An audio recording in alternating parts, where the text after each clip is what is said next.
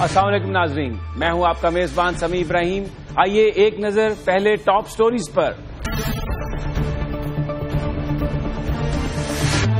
Parliament ریاست کا سب سے اہم ادارہ ہے، اس کے وقار کو بحال رکھیں گے، تاہم دوسرے اداروں کو قدر کی نگاہ سے دیکھتے ہیں، خواجہ آصف کا جواب شکوہ۔ تحفظ پاکستان بل سیاسی ورکروں کے خلاف استعمال ہو سکتا ہے، حکومت ہوش کے ناخن لے، تحریک انصاف۔ سیاسی انتقام اور جوڈیشل ایکٹیویزم کی زندہ مثال ہو، غلام سرور خان کی گفتگو۔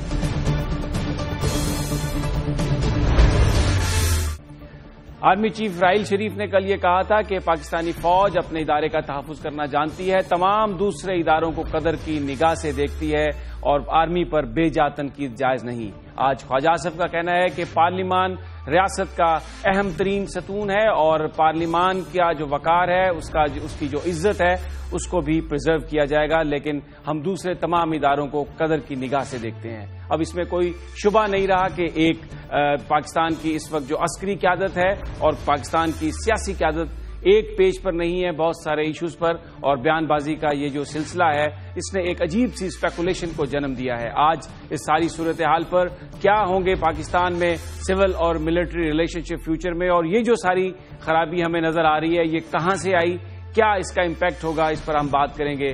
ایاز امیر صاحب ہمارے ساتھ ہیں۔ السلام علیکم ایاز صاحب۔ وعلیکم السلام۔ خواجہ آصف اب یہ کہتے ہیں کہ پارلیمان ایک اہم ستون ہے اور اس کے وقار کا بھی تحفظ کیا جائے گا، تاہم دوسرے تمام اداروں کو قدر کی نگاہ سے دیکھتے ہیں۔ یہ ساری جو کنٹروورسی ہے اس وقت، کیا ہوگا ایاز صاحب؟ سب سے اعلیٰ ادارہ ہے، پر آپ کو اس وقت ایسے رب ان کہنے کی ضرورت کیا ہے؟ تھوڑا سا ایک آدھ دن تو اپنے ہونٹوں پہ چپ ساتھ لیں۔ ایک ہوتا ہے کہ کوئی کرائسس ہو، ایک ہوتا ہے کہ خواہ مخواہ، وہ پنجابی میں ہم کہتے ہیں کہ دوسرے کو ہیری دینا اور ایک ایسی سچویشن پیدا کرنی۔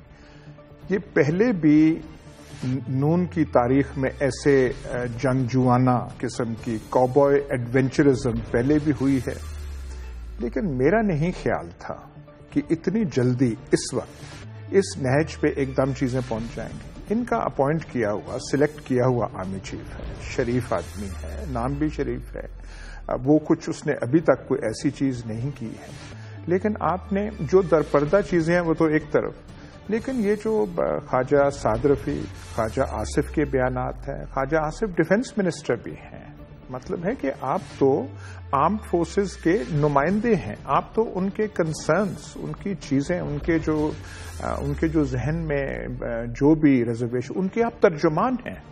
آپ نے تو ان کا کیس کیبنٹ میں، کاؤنسلز آف گورنمنٹ میں فائٹ کرنا ہے۔ ایسے ہوتا ہے امریکہ میں جو سیکرٹری آف ڈیفنس ہوتا ہے وہ اپنے ادارے کے لیے زیادہ سے زیادہ پیسے لیتا ہے، مراعات لیتا ہے، اس کی جو بات ہے آگے کرتا ہے۔ جو ڈیفنس کا جو منسٹر ہوتا ہے انگلینڈ میں وہ ایسے کرتا ہے کہ جی میں نے یہاں پہ عجیب بات ہے، تو اس کا ریاکشن آنا تھا اور ریاکشن کل آ گیا۔ اچھا، ایک جو آرمی کی پریس ریلیز آئی تھی ISPR کی، اس میں تو یہ تھا کہ آرمی کے آفیسرز کے جو سوالات ہیں ان کا جواب دیتے ہوئے آرمی چیف نے یہ بات کہی ہے۔ غالباً مقصد تھا ایک سینٹیمنٹ کہ فوج کے اندر کیا ہے، یہ سوالات کس قسم کے ہیں؟ بہت ضروری تھا جو اس وقت سیاسی قیادت ہے ان کے وزراء، ان کی جانب سے جیسے آپ نے کہا کہ رسپانس اس طرح کرنا کوئی بہت ضروری تھا۔ یہ دیکھیے، ایک تو بات ہے کہ جو آرمی کا اسٹیٹمنٹ، ISPR کا اسٹیٹمنٹ ہے، وہ ان یوزول ہے، وہ کوئی عام طرح کا اسٹیٹمنٹ نہیں ہے۔ اس طریقے سے کل آرمی چیف جو ہیں وہ غازی بروتھا جو بیس ہے وہاں پہ جاتے ہیں۔ یہ SSG کا بیس ہے، یہ وہی بیس ہے جہاں پہ طالبان کا ایک بہت بڑا حملہ ہوا تھا، جس میں بہت سارے ان کے جو جوان ہیں شہید ہوئے تھے، اور مشرف جو ہیں ان کا بھی واسطہ وہ ہے، اور مشرف کی اور جو عیب ہوں نہ ہوں، لیکن ان کا ایک بطور کمانڈر ان چیف، بطور سینئر آفیسر، وہ ایک جو ہوتی ہے کمرادری، کامریڈ شپ اپنے ساتھیوں کے ساتھ، وہ تھی۔ اب وہاں پہ آرمی چیف جاتے ہیں اور وہاں پہ ایسے سوالات اٹھائے جاتے ہیں، اور ایک آدھ اخبار میں تو تھا کہ کسی نے پوچھا کہ دیکھیں جی ہم کیا کر رہے ہیں، ہم کیا ایٹیٹیوڈ شو کر رہے ہیں، مطلب جو ادارہ ہے، اور وہاں سے کیا یہ رسپانس آ رہا ہے۔ اور اس تناظر میں تھا جو ان وزراء نے وہ بیان دیے تھے. لیکن یہ کوئی نہ سمجھے کہ یہ وزراء جو ہیں یہ لون کاؤبوائز وہ انہوں نے اپنی طرف سے کیا ہے اور یہ کوئی میاں نواز شریف سے ہٹ کے انہوں نے کوئی لائن اختیار کی ہے. ایسی بات نہیں ہے. یہ میں بھی رہا ہوں اس پارٹی میں نے بھی دیکھا ہے کہ جب تک یہ نہ پتا ہو کہ ہاں یہ والی بات کی پذیرائی اوپر ہوگی تو اس جماعت میں ایسی کوئی بات نہیں کرتا. وہ اپنی مرضی اور منشا کے مطابق نہیں ہے. تو یہ پھر بڑی افسوسناک صورت ہے. اچھا، ایک اس وقت طالبان سے مذاکرات بھی سلسلہ جاری ہے. حکومت یہ کلیم کرتی ہے مذاکرات ہیں، بہت سارے لوگ تو نہیں سمجھتے یہ مذاکرات ہیں. اس وقت سول اور ملٹری لیڈرشپ کا اب یہ ظاہر ہو گیا کہ بہت سارے ایشوز پر ایک نہیں ہے. حکومت کی پوزیشن کو کمزور نہیں کرے گا وہاں پر؟ اس میں تو یہ تو بالکل obvious چیز ہے. دیکھیے، آپ چاہے مذاکرات کر رہے ہیں طالبان کے ساتھ یا جنگ کر رہے ہیں، طالبان ایک پرابلم تو ہے نا. ایکسٹریمزم جو ہے، جو ان کی طرف سے تھریٹ جو ہے، نمبر 1 پرابلم ہے ملک کا. اب حکومت جو ادارہ حکومت ہے وہ اگر آپس میں بٹے ہوئے ہوں اور یہ چیز ہو تو پھر ہم کیا کریں گے؟ آگے ہم کہاں جائیں گے؟ ابھی تو ان مذاکرات کی یا آگے چل کے شروعات بھی نہیں ہوئی. ابھی تک تو سارے کے سارے کنسیشنز یک طرفہ ریاست پاکستان کی طرف سے ہو رہے ہیں. طالبان نے کیا کیا ہے؟ انہوں نے کون سی مہربانی کی ہے؟ اور یہ جو ہے بچھے جا رہے ہیں. پر جیسے بھی ہے اس پہ ہم تنقید نہ بھی کریں، پر یہ تو لازم ہے کہ اگر آگے جا کے کوئی کامیابی حاصل کرنی ہے تو جب تک تمام حکومتی ادارے، مطلب ہے پی ایم سیکریٹریٹ اور جی ایچ کیو، ایک ہی نظر سے چیز نہ دیکھ رہے ہوں پھر تو نہیں ہو سکتا. 2 گھوڑے ہوں اور ایک گھوڑا یہاں جا رہا ہو ایک یہاں جا رہا ہو تو ٹانگے کا کیا حال ہوگا؟ آرمی چیف نے تو یہ کہا کہ بیجا تنقید جو ہے وہ مناسب نہیں ہے، لیکن اگر یہ غزل وہ جواب در جواب در جواب در جواب کا یہ سلسلہ چل نکلا جیسے کہ اب وزراء کی طرف سے یہ بات آ رہی ہے، کہاں رکے گی بات؟ یہ میں نے جو تھوڑا سا دیکھا تھا پروگرام، وہ جس میں خواجہ سعد رفیق اسمبلی سے باہر نکلتے ہیں اور وہ جو باہر سب پوڈیم بنا ہوتا ہے جہاں پہ اخبار نویس ہوتے ہیں، ٹیلی ویژن کیمراز ہوتے ہیں، یہ کون سی لینگویج ہے استعمال کرنا کہ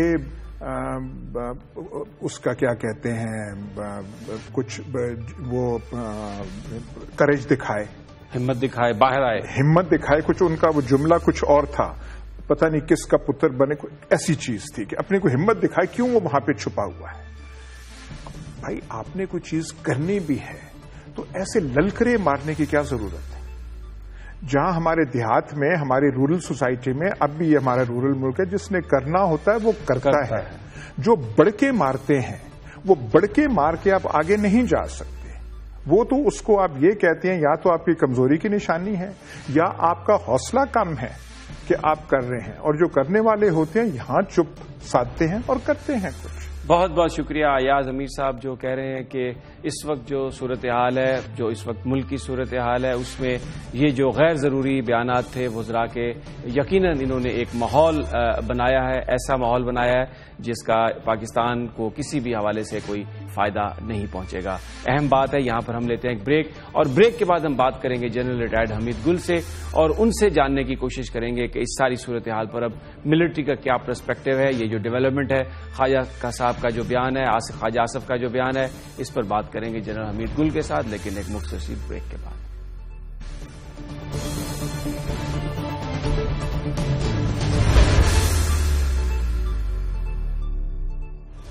ویلکم بیک. بات ہو رہی ہے آج جو خواجہ آصف نے بیان دیا ہے، جس میں انہوں نے یہ کہا ہے کہ پارلیمان ریاست کا سب سے اہم ترین ادارہ ہے اور اس کے وقار کو بحال رکھا جائے گا. بالکل ویسا ہی بیان دیا ہے، ویسے ہی الفاظ ہیں جس طرح کل پاک فوج کے سربراہ راحیل شریف نے پاکستان آرمی کے بارے میں کہے تھے، اور ایک ایسا لگ رہا ہے جیسے ایک مقابلے کی سی کیفیت ہے. پاکستان فوج اس کو کس نظر سے دیکھتی ہے، اس پر آج ہم بات کریں گے. جناب جنرل ریٹائرڈ حمید گل ہمارے ساتھ موجود ہیں. السلام علیکم. وعلیکم السلام. گل صاحب، خواجہ صاحب کہتے ہیں کہ تمام اداروں کو ہم بڑی عزت کی نظر سے دیکھتے ہیں، لیکن جو پارلیمان کا وقار ہے اس کو ہم بالکل بحال رکھیں گے، برقرار رکھیں گے. ایسا ہی بیان ہے جیسا کل راحیل شریف صاحب نے دیا. جی ہاں، یہ میرا خیال ہے بڑے انفارچونیٹ ہے اس موقع کے اوپر، جبکہ نریندر مودی صاحب جو ہے وہ ساری آگ اگل رہے ہیں پاکستان کے خلاف، اور ہو سکتا ہے کہ ہمیں دھکیل دیں کسی مقام کے اوپر. اگرچہ مجھے زیادہ امکانات نظر نہیں آتے، لیکن آپ اس کو رول آؤٹ نہیں کرتے کہ وی مے گو ٹو اندر war with India. It's possibility کہ امریکہ وہ نروسنیس ہے نا انڈیا کے اندر، یہ جو ان کا رسپانس ہے یہ نروسنیس کا رسپانس ہے. جو امریکہ جا رہا ہے، ان کا ایک ساتھی سرپرست یہاں سے نکل کے جا رہا ہے، مار کھا کے جا رہا ہے، اور امریکہ کی شکست نہیں، انڈیا کی شکست بھی ہے افغانستان کو، جو ہماری پشت پہ آ کے بیٹھے تھے. تو اس لیے اس ماحول کے اندر اس قسم کی گفتگو کرنا بڑا غلط ہے. اور راحیل شریف صاحب نے کیا بات کی تھی جس کے لیے اتنا زیادہ رسپانس دینے کی ضرورت تھی؟ He may be pointing towards media, he may be pointing, لیکن کچھ زبانیں نواز شریف صاحب کے جو قریبی احباب ہیں، جو بہت ان کے اعتماد کے لوگ ہیں، ان کی طرف سے بھی بالکل سراسر ناجائز تنقید ہوتی رہی ہے. وہ راحیل شریف صاحب کی بات کو تو سمجھتا ہوں میں، مطلب ہے کہ ہماری جو کمانڈ پرابلم ہوتی ہیں ان کو سمجھنا چاہیے ہمارے سیاستدان بھائیوں کو، کہ نیچے سے جیسے ہائیڈرولک پریشر ہوتا ہے نا جو فلوٹ کرنے میں مدد دیتا ہے، ایک پانی کا پریشر ہوتا ہے نیچے سے، ایسا ہی پریشر ہوتا ہے اوپر جو ہائی کمانڈ کے اوپر. کیونکہ ہمارا ایک سسٹم ہے فوج کے اندر، اس کو کہتے ہیں monthly security intelligence report, MSIR. وہ فیڈ بیک آتا ہے، ہر یونٹ سے آتا ہے. جتنی بھی یونٹس ہیں ہماری، کوئی 1000 کے قریب یونٹیں ہوں گی، اس ہر یونٹ میں سے ایک فیڈ بیک آتا ہے ہر مہینے. اور اس میں وہ بتاتے ہیں کہ جوان کیا سوچ رہے ہیں، آفیسرز، ینگ آفیسرز کیا سوچ رہے ہیں، مڈل رینکنگ آفیسرز کیا سوچ رہے ہیں. تو یہ ایک سینٹیمنٹ جو ہے جو بائنڈ کرتا ہے، جو کامریڈری دیتا ہے، یعنی ایک آپس میں جوڑ کے رکھتا ہے فوج کو، وہ بڑا ضروری ہوتا ہے. اور راحیل شریف صاحب کیا کہیں گے؟ وہ تو ہی ول وائس دی سینٹیمنٹ جو اس کے جوان کہہ رہے ہو. اگر خدا نہ خواستہ وہ اس سے ہٹ کے اور ہر ایک چیز ہی، ہر ڈنڈا، ہر وہ کھاتے چلے جائیں اور مار کھاتے جائیں، ہر تنقید اور وہ برداشت کرتے جائیں، تو اس کا نتیجہ کیا نکلے گا؟ بہت خوفناک بھی ہو سکتا ہے. میں اس کے اوپر گفتگو بھی نہیں کرنا چاہتا، سچی بات ہے. تو اس سے بچنا چاہیے. اچھا، اب یہ جنرل صاحب بتائیے کہ یہ ایک ساری صورت ہے، میں کل سے اپنے تمام مہمانوں سے یہی سوال کر رہا ہوں. اب یہ اس سسٹم کو چلانا بھی ہے، ملک کو بھی چلانا ہے، سیاستدان ہو، فوج ہو، ہم سب ایک دوسرے سے جڑے ہوئے ہیں. اس کو کیسے ریپیئر کیا جائے، اس کو کس طرح سے ٹھیک کیا جائے؟ کیونکہ یہ جو اسٹیٹمنٹ ہے یہ تو بالکل ایسے ہے جیسے آپ جواب میں آنکھیں دکھا رہے ہیں.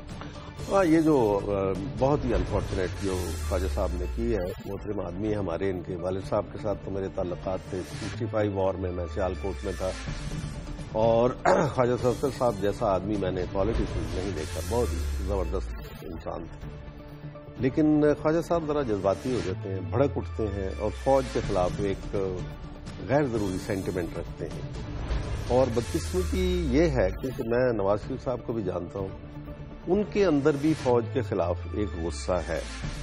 اب وہ غصہ آپ کو ہونا چاہیے جرنیلوں کے اوپر ہو، آپ کر لیں. میں بھی ایک جرنیل ہوں، میرے پہ تو غصہ نکالیں نا آپ، اگر نکالنا چاہتے ہیں. میں نے IGI بنائی تھی، میں اس کے اوپر آپ نکال لیں میرے پہ غصہ اگر کرنا چاہتے ہیں. لیکن IGI کا بینیفیشری کون تھا؟ اور یہ کیوں ایسا غصہ ہے فوج کے خلاف آپ کو؟ فوج ایک ادارہ ہے، بہت بڑا ادارہ ہے ہمارا، اور ہم ایک سیکیورٹی سچویشن میں شروع دن سے مبتلا رہے ہیں. آج بھی ہم اس سیکیورٹی سچویشن میں ہیں. تو پتہ نہیں یہ کیوں خواہش کہاں جنم لیتی ہے، اور کسی وجہ سے کہ فوج کو جب تک ہم دبا کے نہیں رکھیں گے. یہ جمہوری رویہ تو نہیں ہے، یہ تو آمریت کا رویہ ہے. آپ بادشاہ بننا چاہتے ہیں کہ ہر ادارے کو اپنی جکڑ میں لے آئیں. سب سے پہلے بھٹو صاحب نے خود 1973 کی کانسٹیٹیوشن بنائی، اور پہلی 5 ترمیمیں لے کے آئے وہ جوڈیشری کے خلاف. جوڈیشری کو کیسے قابو کر لیا جائے. اس کے بعد ہر ایک نے، میاں نواز شریف صاحب نے جوڈیشری کے اوپر حملہ ہی کر دیا تھا. مطلب ہے کہ یہ مجھے رویے جو ہے نا یہ غیر جمہوری ہے. جمہوری کلچر ان کے اندر آنا ضروری ہے، جمہوری سوچ آنا چاہیے. اب جو فیوڈل سوچ ہوگی، وہ چاہے کوئی تھڑے سے اٹھ کے آ جائے اور پھر وہ بن جائے بڑا آدمی، تو لیکن اگر اس کی سوچ فیوڈل ہے تو اس کے رویے جو ہیں ڈٹرمن کرتے ہیں کہ وہ جمہوری ہے یا غیر جمہوری ہے. تو آپ پہلے بات یہ ہے کہ اپنا رویے جمہوری کریں. فوج کو مان لیا کہ آپ کے پاس ایک ٹیکنیکل مینڈیٹ آ گئی، آپ کو ووٹ ملے، اس کے اوپر بہت شبہات ہیں لوگوں کو، اور پہلی دفعہ جوڈیشری نے کروائے، اس سے پہلے فوج نے کروائے، اس سے پہلے عام ہوا کرتے تھے. لیکن آج آپ کی یہ حالت ہے کہ ایون جوڈیشری کے نیچے کرائے گئے الیکشن کے اوپر بہت انگلیاں اٹھ رہی ہیں اور اس کو چیلنج کیا جا رہا ہے لوگوں کے دلوں میں. یہ میں نہیں جانتا کہ ریئلٹی کیا ہے, میں اس پہ کمنٹ نہیں کروں گا, لیکن پرسپشن یہ ہے کہ دی الیکشن ور ریگڈ. چلو, لیکن میں تسلیم کر لیتا ہوں کہ even if they were ragged, ہمارے پاس کوئی آلٹرنیٹو نہیں ہے, مان لیا. اب چلیں یہاں سے. آپ کی پرفارمنس تو یہ ہوتا ہے appointment letter. Nation gives an appointment letter کہ جناب اس امید پہ کہ آپ آئندہ 5 سال ہمیں ڈلیور کریں گے. آپ اب کیا کرنا شروع کر دیتے ہیں, جو سارے کام کوئی بھی ڈلیور نہیں کرتے, کچھ نہیں کسی کا, عجیب و غریب قسم کے پروجیکٹ بنائے جا رہے ہیں, اور وہ ایسے جیسے آپ پرائرٹیز ٹھیک نہیں ہے, ملک کو مسائل درپیش ہیں اور آپ کی پرائرٹی ٹھیک نہیں ہے, اور پھر آپ چاہتے ہیں کہ ادارے نیچے بھی آ جائیں. So what I want to tell you is Sami صاحب کہ ٹیکنیکل مینڈیٹ سے آدمی پوزیشن آفس میں آتا ہے, مورل مینڈیٹ سے وہ سسٹین کرتا ہے اپنے ٹینیور کو, جہاں نیشن جو ہے اس کے ساتھ سٹینڈ کرتی ہے اور اس کو کوئی کچھ نہیں بگاڑ سکتا. اور یہی ہمارا المیہ جو سیاستدان نہیں سمجھتے رہے کہ ماضی میں جو فوج آتی رہی, تو پھر مجھے بتائیں کہ آپ اگر آپ کی ٹیکنیکل مینڈیٹ مورل مینڈیٹ دونوں موجود تھیں تو پھر لوگ مٹھائیاں کیوں تقسیم کرتے ہیں, خوشیاں کیوں مناتے ہیں؟ تو یہ وہ ایک کیفیت ہے جس کو ہمیں سمجھنا چاہیے.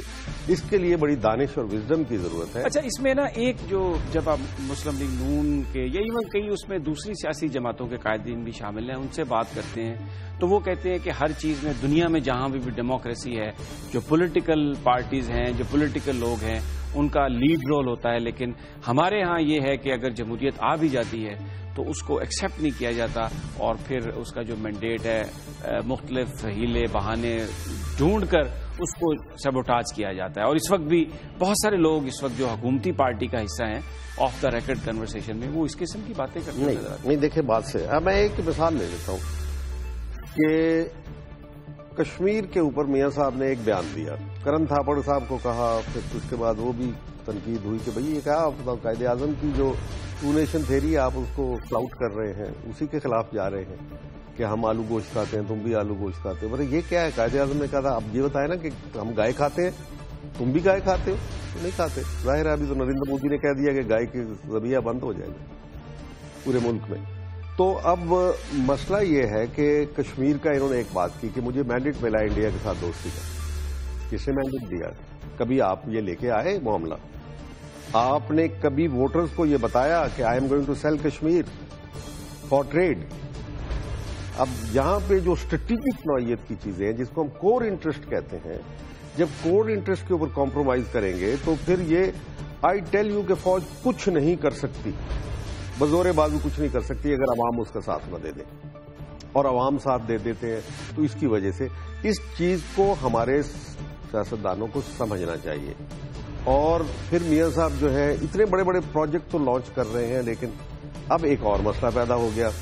وہی زرداری صاحب جن کو آپ علی بابا 40 چور کہا کرتے تھے, آج آپ نے ان کے ساتھ ایسی گوڑی ڈال دی ہے, ایسا کٹھے ہو گئے ہیں کہ میرا خیال ہے کہ مسلم لیگ جو ہے وہ پروموٹ کر رہی ہے بلاول زرداری بھٹو صاحب کو. یہ تو آپ نے بڑا امپورٹنٹ نقطہ, میں اسی پہ سوال کرنا چاہ رہا ہوں آپ سے. پولیٹیشین یہ کہتے ہیں کہ ہم اگر ایک دوسرے کا ساتھ نہیں دیں گے, ایک دوسرے کے ساتھ نہیں رہیں گے تو فوج آ جائے گی. ماضی میں یہی ہوتا رہا, ایک گروپ کو دوسرے گروپ سے لڑاتے رہے ہیں.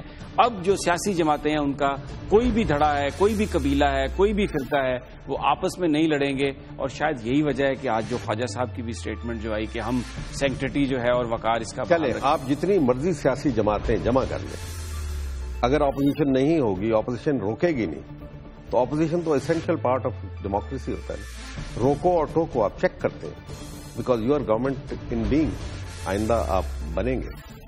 تو اگر آپ اس طریقے سے مل جائیں گے تو آپ کے پاس ساری کی ساری سیاستدانوں کی مورل اتھارٹی ختم ہو جائے گی, کیونکہ آپ ایک دوسرے کی برائیوں کو کور کرنا شروع کر دیں گے. جب آپ کور کریں گے تو پبلک کہے گی کہ ہم کدھر جائیں گے, تو جڑ گئے. یعنی دس از کنفیڈریشن آف پلنڈررز. تو یہ لوگ کہیں گے نا کہ یہ تو کنفیڈریشن ہو گئی ہے. میں اس سے کہتا ہوں کہ یہ ریئلائز کرنا چاہیے کہ یہ آپ ہی کا ادارہ ہے. وائی ڈو یو تھنک کہ یہ ایلین ہے, یہ ہم سے الگ ہے؟ مانا کہ وہ اپنی تربیت کے اعتبار سے اپنی رہن سہن الگ رہے ہیں نا, ایک پیچھے پورا بیک گراؤنڈ ہے ہماری. ہم محلوں میں تو نہیں رہتے, ہم تو کنٹونمنٹس میں رہتے ہیں. اور یہ کون دے کے گیا؟ ایون حضرت عمر رضی اللہ تعالیٰ عنہ نے یہی کہا. اب ہم کہتے ہیں کہ یہاں پہ آپ پارلیمنٹ کی اتھارٹی نہیں مانی جا رہی, جیسا کہ خواجہ صاحب کا بیان ہے. کیا آپ کانسٹیٹیوشن کی اتھارٹی مان رہے ہیں جو کہتی ہے کہ بلا شرکت غیر اللہ ہمارا حاکم اعلیٰ ہے, اور اس کا حکم جو ہے وہ قرآن اور سنت کے اندر دیا ہوا ہے, اور ریاست پاکستان جو ہے اس کی مقدس, اس کے ہاتھ میں یہ مقدس امانت ہے. یہ ہمارا قرارداد مقاصد اور اس کے اندر یہ دیا ہوا ہے. تو کیا آپ کی بہت سارے جو سسٹمز ہیں وہ ان کنٹراسٹ نہیں ہیں؟ کیا یہ درست نہیں ہے کہ you went into appeal against ربا, جب فیڈرل شریعت کورٹ نے اگینسٹ پارٹی ایکٹ جو ہے کہ یہ پارٹی ملٹیپل پارٹی, اللہ کہتا ہے وَاعْتَصِمُوا بِحَبْلِ اللَّهِ جَمِيعًا وَلَا تَفَرَّقُوا, کہ آپ میں تفرقہ مت ڈالو. اللہ کی وہ کون سی رسی ہے جو وہ آپ کو ہدایت کر رہے ہیں؟ اور وہ کون ہے اللہ؟ کانسٹیٹیوشنلی ہمارا ساورن ہے. In our case parliament is not sovereign. اب یہ نوشن جو ہے اس کو درست کرنا ہوگا. جس دن ہم اس کو درست کر لیں گے انشاءاللہ ہم سیدھے راستے مسئلے حل ہو جائیں گے. بہت بہت شکریہ جنرل حمید گل صاحب, جو کہہ رہے تھے کہ حکومت کو ٹیکنیکل مینڈیٹ تو ہے جس کی وجہ سے وہ آفس میں آ گئی, لیکن تمام معاملات کو حل کرنے کے لیے مورل مینڈیٹ کی بھی ضرورت ہے, اور اس بات کا مینڈیٹ نہیں ہے کہ وہ کشمیر کو ٹریڈ کے بدلے سیل کر سکیں. ناظرین, یہاں پر ہم لیتے ہیں ایک بریک, اور بریک کے بعد ہم بات کریں گے پی ٹی آئی کے رہنما شفقت محمود سے. پروٹیکشن آف پاکستان آرڈیننس کل پاس کیا قومی اسمبلی نے, بڑا ہلہ گلا ہوا, اپوزیشن کو اس پر بڑے تحفظات ہیں. ان سے یہ جاننے کی کوشش کریں گے کہ تحفظات کیا ہیں اور ان کو ایڈریس کس طرح کیا جا سکتا ہے. لیکن یہ سب ایک بریک کے بعد.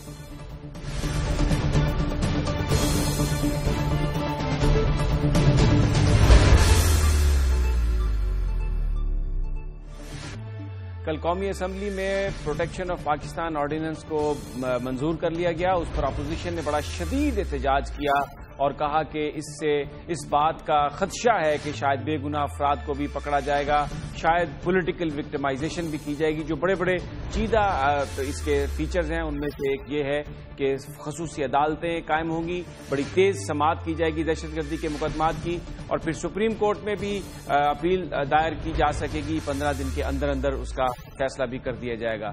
لیکن ایک بڑا متنازع اس میں شک ہے وہ یہ ہے کہ اگرچہ اس میں یہ کہا گیا ہے کہ پاکستان کے دشمنوں کے خلاف کارروائی کی جائے گی, لیکن اس بات کا تعین کون کرے گا کہ پاکستان کا دشمن کون ہے؟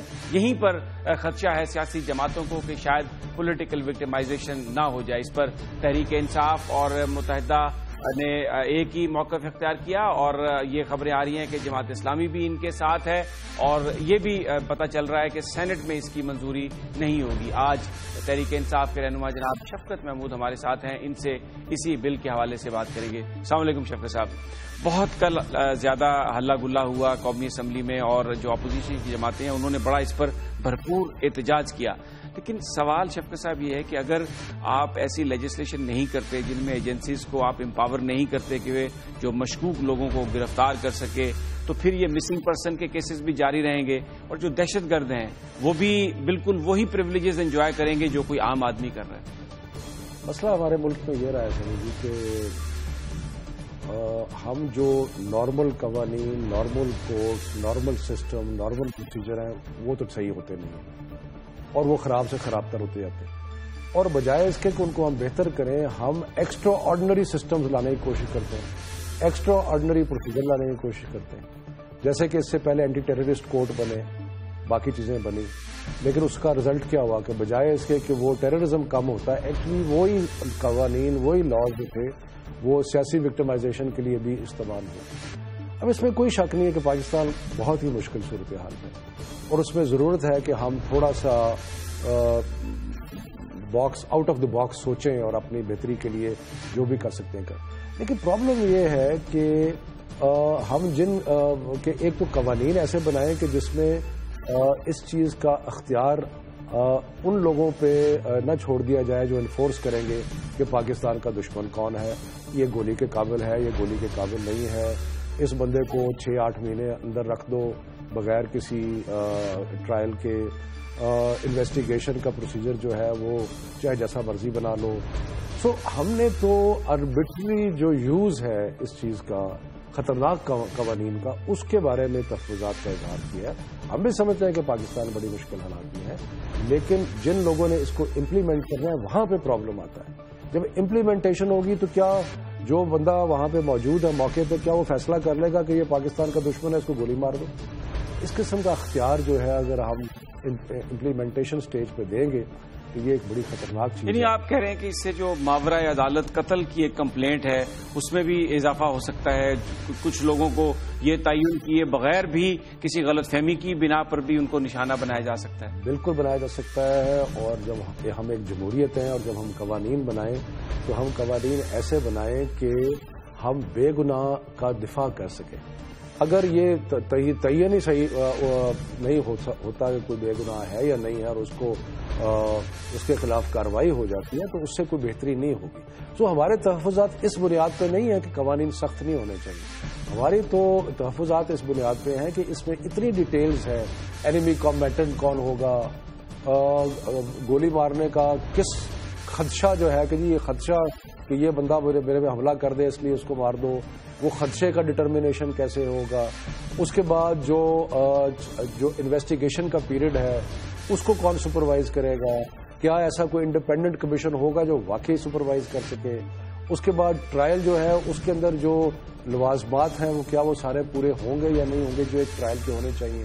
اس میں ایک بنیادی جو چیز ہے وہ یہ ہے کہ you are innocent until you are proven guilty. یہ ساری چیزیں جو جمہوریت کے اور انسانی حقوق کے زمرے میں آتی ہیں ان کے بارے میں ہمیں تحفظات ہیں.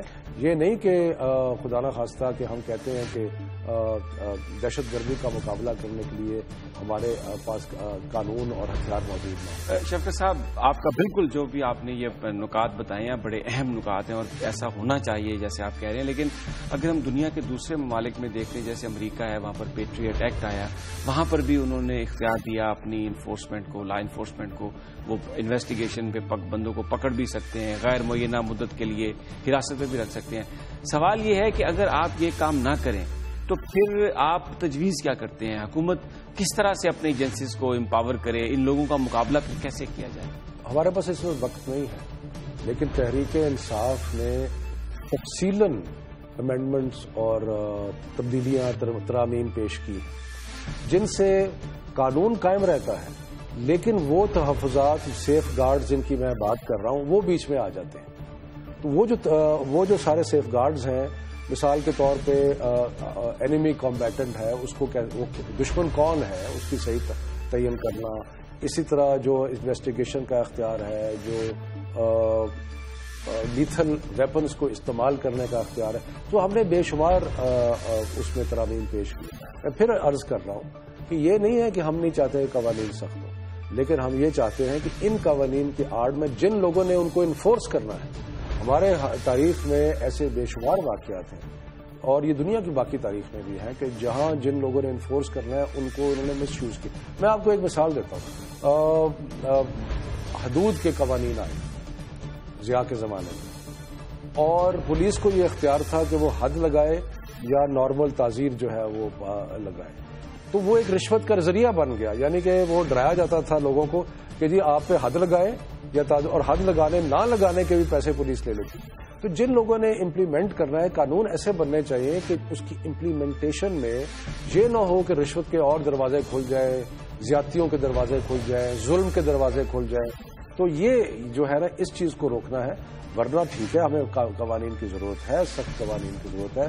اصل چیز میں پھر وہی کہوں گا جس پہ میں پہلے بھی کئی پروگراموں میں یہ کہہ چکا ہوں کہ ہم نے جو موجودہ نظام ہے اس کو بائی پاس نہیں کرنا, اس کو درست کرنا ہے. ہم کرتے کیا ہے کہ نظام جو ہے اس کو بائی پاس کر دیتے ہیں اور وہ اس پر گلتا سڑتا رہتا ہے اور ایک نیا نظام کھڑا کرنے کا. اچھا, ایک سوال آتا ہے کہ یہاں پر کہ آپ نے اتنی تفصیل سے آپ کی جماعت نے حکومت کو یہ بتائیں, تجاویز دی کہ یہ جو خدشات ہیں ان کو آپ اس طرح سے ایڈریس کر سکتے ہیں, لیکن حکومت نے ان کو انکارپوریٹ نہیں کیا.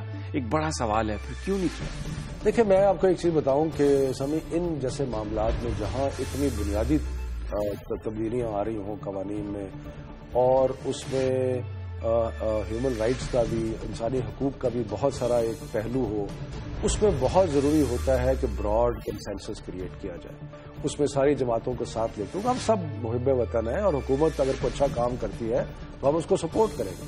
اب آپ دیکھیں کہ اگر ساتھ نہ لے کے چلنے کا نقصان کیا ہے کہ یہاں سے تو پاس ہو گیا لیکن سینٹ سے پاس نہیں ہوگا۔ اگر آپ کنسنسس کریٹ کرتے، پروسیس کو بہتر کرتے، بلڈوز نہ کرتے، تو اس کا یہ رزلٹ ہوتا کہ آپ کوئی ایک ایسا قانون بناتے ہیں جس کو ساری قوم کی بیکنگ جو ہے وہ حاصل ہوتی ہے۔ اور ایک میں ضمناً یہ عرض کر دوں، پرابلم یہ ہے کہ جو قومی اسمبلی کے ٹائم ہے نا، اس کو یہ خانہ پوری کی جاتی ہے۔ 130 دن یا وہ پورے کرنے کے لیے ویکینڈز کو بھی شامل کر لیا جاتا ہے، باقی اور غیر ضروری چیزیں جو ہیں جھنڈے پہ لے جاتی ہیں۔ اگر یہی قانون آپ لے لیں، اب کل ہم نے بہت کوشش کی کہ ہم تقاریر کر لیں، بہت کوشش کی کہ اس میں کنٹریبیوشن کر لیں، لیکن ہماری بات سننے کے لیے تیار ہوں۔ اگر آپ صحیح طریقے سے نیشنل اسمبلی پہ چاہیں، لیجسلیشن کو انٹروڈیوس کریں، لوگوں کو اپنی باتیں کرنے کا موقع دیں، اس کے بعد جو پوائنٹس آتے ہیں ان کو بیچ میں بیٹھ کے اس کو دیکھیں کہ وہ ایڈجسٹ ہو سکتے ہیں نہیں ہو سکتے، تو اس سے کیا ہوگا کہ ہمارے قوانین ایسے بنیں گے جو کنسنسس سے ہوں گے، سب کو ایکسیپٹیبل ہوں گے اور اس میں غلط فہمی نہیں پیدا ہوگی۔ بہت بہت شکریہ شفقت محمود صاحب، جو کہہ رہے تھے کہ پاکستان میں کوئی قوت یہ نہیں چاہتی کہ دہشت گردوں کے خلاف سخت قوانین نہ بنائے جائیں، لیکن مسئلہ سب سے بڑا یہ ہے کہ یہ قوانین اس طرح بنائے جائیں کہ کسی بے گناہ اس کا کوئی نشانہ نہ بن سکے، اور جو لوگ اس کو انفورسمنٹ کریں گے، جو انفورس کریں گے اس کو، بہت ضروری ہے کہ ان پر چیکس اینڈ بیلنس قائم رہ سکیں تاکہ غلط فہمیاں کم سے کم ہوں اور صرف جو حقیقی معنوں میں جو مجرم ہیں وہی اس کی گرفت میں آ سکیں۔ ناظرین، یہاں پر ہم لیتے ہیں ایک بریک، اور بریک کے بعد ہم بات کریں گے تحریک انصاف کے ایک رہنما جناب چودھری غلام سرور خان سے، جو آج قومی اسمبلی میں آئے اور وہ یہ کہتے ہیں کہ یہ دعوے قطعی طور پر غلط ہیں کہ اس نظام میں پولیٹیکل وکٹمائزیشن نہیں ہو رہی۔ ان کا یہ کہنا ہے کہ ان کو سیاسی طور پر وکٹمائز کیا گیا، جس میں وہ یہ سمجھتے ہیں کہ شاید وہ جوڈیشل ایکٹیویزم کا بھی شکار ہوئے۔ بات کرتے ہیں ایک مختصر سی بریک کے بعد۔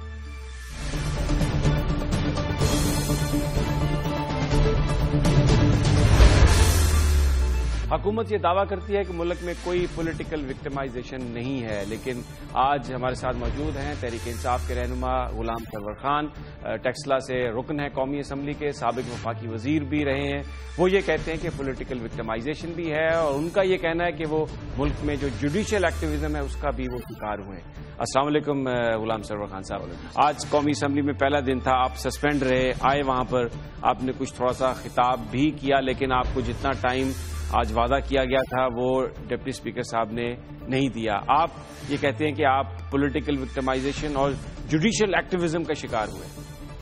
بسم اللہ الرحمن الرحیم، شکریہ تمہیں کہ آپ نے مجھے یہ موقع فراہم کیا، اور الحمدللہ مجھے آج یہ موقع on the floor of the house بھی ملا، اور میں نے تھوڑے وقت میں اپنی بات کرنے کی کوشش کی، لیکن میں نے اپنا وہ رائٹ ریزرو رکھا کہ میں اس پہ بات ضرور کروں گا پوائنٹ آف پرسنل ایکسپلینیشن، اور اس ساری سازش کے پیچھے جو شخص ہے اس سازش کو بے نقاب کرنا چاہتا ہوں، اس کی موجودگی میں۔ آج وہ موجود نہیں تھے، اس لیے میں بھی پوری بات کرنی نہیں چاہ رہا تھا، اور انشاءاللہ نیکسٹ سیشن میں اس پہ بات ہوگی۔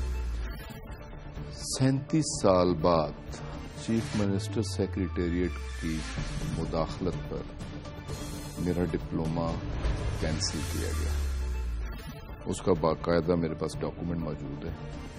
یعنی آپ کا ڈپلوما جو اصلی تھا اس کو کینسل کر دیا گیا؟ لیٹر لکھا گیا، کیسے کیا گیا؟ اچھا، میں بتاتا ہوں کہ پہلے اس پہ ایک انکوائری کمیٹی بنائی گئی، اسے کہا گیا کہ 3 دن کے اندر آپ رپورٹ کریں، انکوائری کر کے رپورٹ کریں، ان ڈاکومنٹس کو ویریفائی کریں اور اسے پروسیڈ کریں، اور 3 دن کے اندر۔ لیکن کمیٹی نے 5 دن کے بعد، کیونکہ آپ کا جو مقدمہ چل رہا تھا یا کیس تھا وہ تھا، مقدمہ اس کے بعد تھا، مقدمہ وہ انکوائری کمیٹی بیٹھی، اس نے مجھے نہیں بلایا، انہرڈ انہوں نے مجھے رسپانسبل قرار دے دیا کہ یہ ڈاکومنٹ ویلڈ نہیں ہے، کیونکہ انہی کی بنائی ہوئی کمیٹی تھی، چیف منسٹر کے کہنے پہ وہ کمیٹی بنی، اور اس کمیٹی نے 3 دن میں 5 دن میں اپنی رپورٹ دے دی۔ جب مجھے یہ پتا چلا تو میں ہائی کورٹ میں گیا کہ میرے خلاف غلط پروسیڈ کیا جا رہا ہے۔ ہائی کورٹ پنجاب نے مجھے اسٹے آرڈر دیا کہ کوئی ایڈورس ایکشن نہ لیا جائے.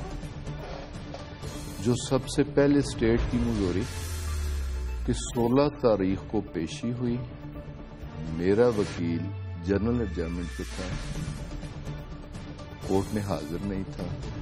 پراسیکیوٹر جنرل نے کہا کہ 17 دن دیں, جج نے 18 دی. 18 کو میں بھی اور میرا وکیل بھی کورٹ میں موجود. ہیئرنگ نہ ہو سکی, ایک مرڈر ریفرنس تھا, کیس ہمارا لیفٹ اوور میں ایڈجرن ہو گیا اور 17 کو انہوں نے میرے خلاف ایف آئی آر دی اینٹی کرپشن میں. پنجاب میں یہ ایک یونیک کیس ہے, کرپشن کے کیس میں نہیں ایف آئی آر, ایک ڈاکومنٹ کی فوجری پہ ایف آئی آر میرے خلاف دی جس پہ میں نے بیل لی. پھر اسی انکوائری کو بیس بنا کے پھر مجھے انفارم نہیں کیا گیا. 5/12/2012 کو میرے تمام ڈپلوما, این او سیز, ریزلٹ شیٹس تمام کینسل کر دی گئی اور اطلاع کسے کی گئی؟ چیف منسٹر سیکریٹریٹ اور ڈائریکٹر اینٹی کرپشن. 5 تاریخ کو میرا ڈپلوما کینسل کیا گیا. 6 تاریخ کو میری ڈگری کینسل کرنے کے لیے بورڈ لیٹر لکھ رہے ہیں. 7 تاریخ کو میری ڈگری کینسل کرنے کے لیے اس کے فالو اپ میں اینٹی کرپشن ڈپارٹمنٹ لیٹر لکھ رہا ہے. 8 تاریخ کو پراسیکیوٹر جنرل پنجاب میری ڈگری کینسل کرنے کے لیے, میری ویلڈ ڈگری اسے کینسل کرنے کے لیے یونیورسٹی کو لیٹر لکھ رہے ہیں. تو میں نے اس آرڈر کو بھی چیلنج کیا ہائی کورٹ. سمی بھائی 8 ججز تبدیل ہوئے آپ کے کیس کی جو سماعت ہو رہی ہے. اس کیس میں کہ ججز کو پریشرائز کرتے تھے. میرے کیس میں prosecutor general Punjab, public importance کا میٹر ہے یہ. میرے کیس میں ایڈوکیٹ جنرل پنجاب ان کی اپیئرنس ہوتی تھی.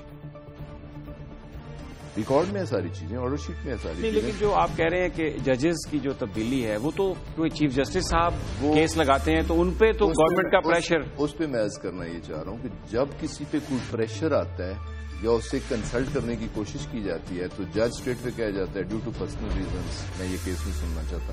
وہ کیس ریفر بیک کر دیتا ہے چیف جسٹس کو, چیف جسٹس پھر کسی اور جج کو. تو اسی طرح میں نے بیل لی.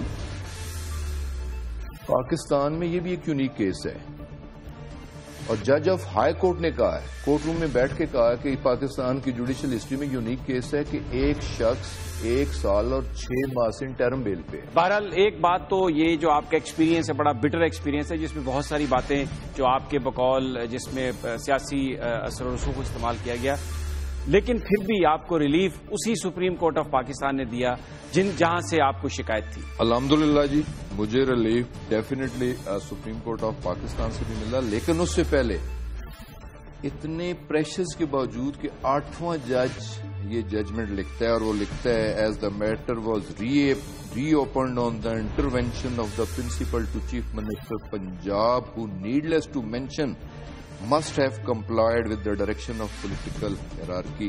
The same speaks volume. Moreover, the letter issued by the Principal Secretary to Chief Minister in such like matters cannot be given any legal authentication. From the above facts, particularly when during the course of previous inquiry conducted by the anti-corruption establishment, the proceeding against the petitioner were recommended to be dropped, and prima facie de novo inquiry can be termed as some sort of political victimization. High court کا جج, high court یعنی میں سلام پیش کرتا ہوں ان ججز کو کہ جنہوں نے پنجاب گورنمنٹ کے پریشر کے باوجود اللہ تعالیٰ نے انہیں یہ ہمت دی, یہ حوصلہ دیا اور انہوں نے حق کی بات کی اور میرا ساتھ دیا. بہت بہت شکریہ غلام سرور خان صاحب. اس میں کوئی شک نہیں کہ ہمارے سسٹم میں بہت خامیاں ہوں گی, ہمارے سسٹم میں بہت نقائص ہوں گے, لیکن پھر بھی ایسے لوگ موجود ہیں جو قانون کی عملداری کو یقینی بنانے کے لیے وہاں پر بیٹھے ہیں. اور غلام سرور خان صاحب کا جو کیس ہے اس بات کی ایک واضح مثال ہے کہ ان کو ریلیف بھی انہی اداروں سے ملا جہاں ان کو شکایت تھی. ناظرین, یہ تھا آج کا پروگرام. کل پھر آپ سے ملاقات ہوگی ٹاپ سٹوری میں نئی خبروں اور انالیسس کے ساتھ. تب تک اجازت دیجیے اور اپنا خیال رکھیے. اللہ نگہبان.